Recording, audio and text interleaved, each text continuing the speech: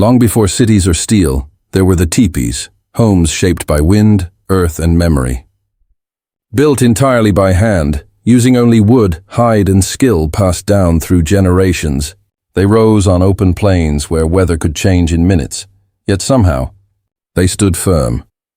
How did people without tools or blueprints create structures so perfect, homes that could be built, taken down and carried across miles of wilderness?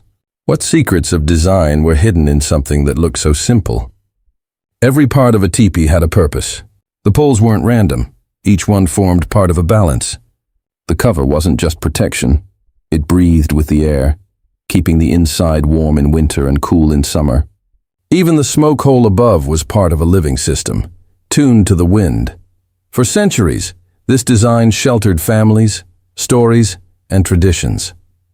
And today, its brilliance still surprises architects and engineers. So how exactly did they do it? How did Native Americans build a perfect home from nothing but the land around them? Let's step back in time and watch it come to life, one pole at a time. For the Plains tribes, the tipi wasn't just a shelter. It was freedom. Life followed the seasons, the herds, and the stories written in the sky. Wherever the buffalo went, the people followed, carrying everything they owned on horseback. The teepee made that possible. Each family could build one in a single day, using only the materials nature offered: long pine poles, buffalo hides, and sinew.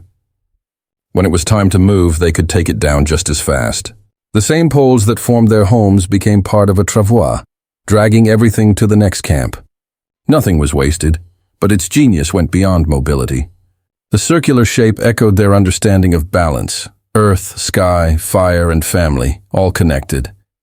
Inside, the fire burned at the center, its smoke rising through the opening above, just like prayers carried to the heavens. Even the doorway faced east, greeting the morning sun, welcoming each new day with light. The teepee wasn't just built for survival, it was built for harmony. And to truly understand its brilliance, we need to see how it was made. That story begins with 12 poles, and the wisdom to place each one exactly right. It begins with the land itself. Before a single pole is lifted, before any hide is stretched, there's a quiet moment, a decision. The builders walk across the open plains, feeling the wind on their skin, reading the lay of the land. The teepee is not built on the earth, it's built with it. The ground must be open enough to face the wind, level enough to hold the frame, and close enough to water and firewood. This choice wasn't random or rushed. It was a relationship, a promise between the people and the land beneath their feet. A wrong place meant sleepless nights, drifting smoke, biting wind. The right place meant warmth, peace, and protection, and once that sacred balance was found, the building began. The heart of every teepee begins in the forest. Builders searched for lodgepole pine, tall, straight, and light. Each pole had to be strong enough to support weight, yet flexible enough to move with the wind. These trees were chosen carefully, stripped of bark, smoothed by hand, and left to dry under the sun. A single teepee might need 12 to 20 poles, each one essential. To outsiders they might look identical, just sticks of wood. But to those who built them, every pole had meaning. The keeper pole, the back pole, the smoke flap poles, each had its own name, its own role. Together, they formed a sacred geometry, a pattern refined over centuries, balanced between strength and grace. These poles weren't just tools. They were memory, skill, and spirit carved into wood. And once the last one was ready, it was time to raise them. Now came the moment where everything began to take shape. Every teepee started with 3 main poles, the tripod. They formed the skeleton upon which the entire home depended. 2 poles were laid on the ground, crossed near the top. A third was placed across them to form a triangle, a shape ancient as balance itself. Their tops were bound together with rawhide or twisted sinew. No nails, no rope, no metal. Only the strength of tension and trust. Then, with a single motion, the tripod was lifted upright. The sound of wood scraping against wood echoed softly through the air. Once the legs were spread evenly, the structure stood tall, elegant and waiting, That moment was almost spiritual. The empty space beneath the tripod became something new, a center, a promise of warmth yet to come. From there, one by one, the remaining poles were lifted and placed around the circle. Each leaned against the others, fitting perfectly into place. As more were added, the frame grew stronger, taller, more complete, until finally the last pole slid in, locking everything together in a perfect balance of gravity and grace. The skeleton of a home now stood against the sky, solid, simple and alive, but for now it was only bones. The skin was yet to come. The builders turned their attention to the great cover, the tipi's skin. For generations it was made from buffalo hides, thick and durable. A large tipi could require up to a dozen hides, cut and sewn together with sinew so tight that not even wind could slip through. Later, as buffalo grew scarce, canvas replaced hide, but the shape, the measurements, the spirit never changed. The cover wasn't just a random piece of fabric. It was precision geometry, a giant half circle, perfectly designed to wrap around the cone of poles, forming a watertight seal that hugged every curve. At the top were two flaps, the smoke flaps, small but crucial for ventilation. Every seam was checked, every edge tied. This wasn't merely construction, it was ceremony. The hides that once roamed the plains would now rise again as walls of warmth and memory.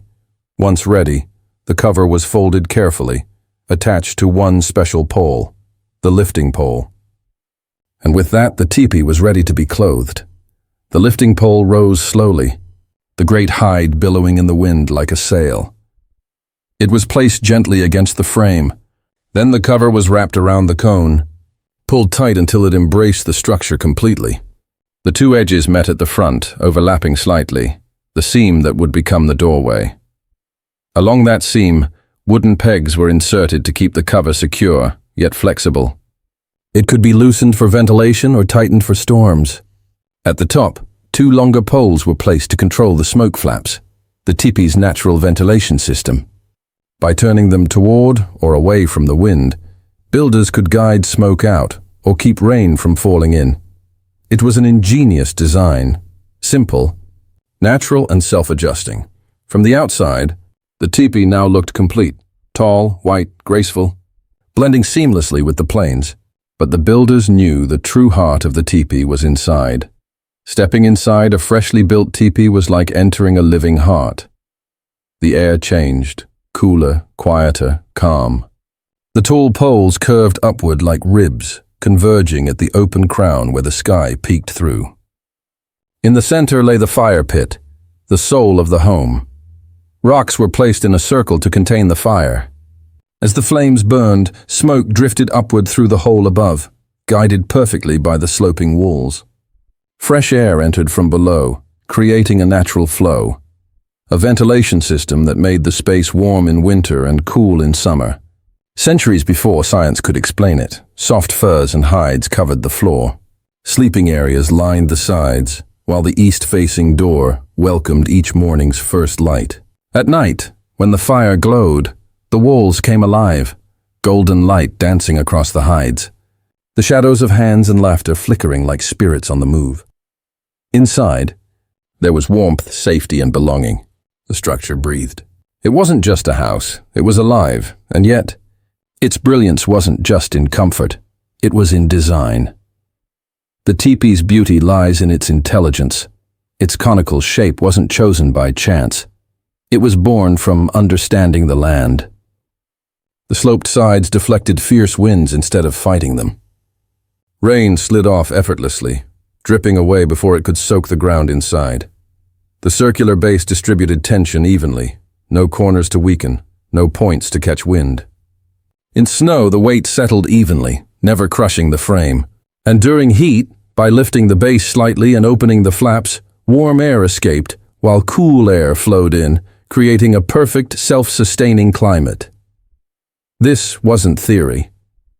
It was lived science, learned through centuries of observation.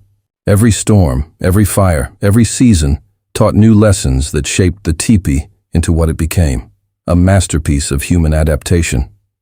In modern terms, it was sustainable design before anyone had words for it, renewable. efficient and respectful of the environment. Nothing wasted, nothing left behind. Each teepee that rose was proof of understanding, of living with nature, not against it. And when the builders finished, they didn't just see shelter. They saw harmony made visible. Once the teepee stood strong, its story began to take color. Builders, artists, and dreamers painted their homes using natural pigments: red ochre, yellow clay, black charcoal, white ash. These weren't decorations. They were stories. Each symbol meant something: a vision, a lineage, a prayer. Circles might represent the sun or the cycles of life. Lightning bolts for strength. Animals for guardianship or identity. Every mark carried spirit. To outsiders, it was artwork. To those inside, it was ancestry written on the wind. Even the layout of a village reflected this meaning. Each teepee faced east, toward the rising sun, the source of renewal. From above, the arrangement formed a great circle, a living mandala of community and connection. At night, when fires glowed inside, the hides turned translucent, each one pulsing with light. The village shimmered like a field of stars, each teepee its own universe of warmth, laughter, and song. That's when the builders would pause, watching the glow from a distance, and they'd know the work was complete. The genius of the teepee wasn't just in how it stood, but in how easily it could move. When the seasons shifted or the herds wandered, the people packed up. The pegs came loose, the poles lowered, the hides rolled and bundled. In less than an hour, an entire home could vanish, leaving no trace but footprints in the grass. The same poles that once held the structure became part of a travois, a wooden sled attached to horses or dogs to carry everything to the next camp. This mobility wasn't inconvenience, it was liberation. It meant families could follow the rhythm of nature, never trapped, never burdened. The land was never scarred. The balance remained. In a world obsessed with permanence, the teepee taught that strength can come from movement, that home can exist wherever you choose to plant your fire. That truth still feels revolutionary. Centuries later, the teepee continues to inspire, not as a relic but as a revelation. Architects study its form for sustainable design. Engineers marvel at its efficiency. How such a simple structure could master airflow, insulation, and mobility all at once. But beyond architecture, the teepee holds something deeper, a lesson about unity. Every pole depends on every other. Remove one and the balance falls apart, just like a community. It teaches that design can reflect values: cooperation, adaptability, respect. When you touch the wood of a teepee pole, you touch generations of hands that built before you. When you feel the wind flow through its doorway, you feel centuries of knowledge shaped by the land itself.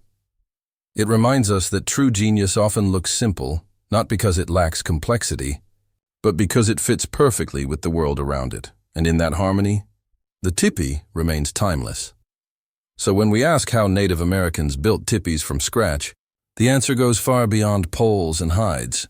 They didn't just build homes, they built understanding. They created a design that moved, breathed, and lived with the earth, not against it. Every step, from choosing the ground to painting the walls, was an act of balance between human need and nature's wisdom. And as we move forward in the story, we'll see how that same harmony, that same respect for land, spirit, and design still shapes native life today. In ceremonies, in traditions, and in the quiet, sacred act of keeping the fire burning beyond its structure, the teepee was a reflection of life itself, a living circle of meaning. Every family who built one was not just creating shelter, but shaping a space for spirit, story, and belonging. Inside, the fire at the center symbolized life, warmth, light, and connection. Around it gathered the family, the heartbeat of the tribe. Elders told stories while sparks rose like prayers through the smoke hole above. Children fell asleep to the rhythm of voices, the hum of wind against the hides. The circular design carried deep significance. There were no corners, no hierarchy, only equality. Each person sat facing one another as part of a whole. It was a reminder that everything in life was connected: the people, the animals, the land, the sky. The teepee's very shape mirrored the universe, the circle of the sun, the moon, and the horizon. Even its doorway, always facing east, held meaning. Each morning, the first light entered the home as a blessing, a reminder of renewal, gratitude, and balance. To live in a teepee was to live in rhythm with nature, not apart from it. It taught humility, patience, and respect, and though centuries have passed, the spirit of the teepee endures, not just in ceremonies or gatherings, but in the values it carried: harmony, community, and reverence for the world that sustains us. Today, the teepee still stands, not only on the plains, but in the hearts of those who remember its lessons. During powwows, ceremonies, and family gatherings, it rises again, the same way it did centuries ago.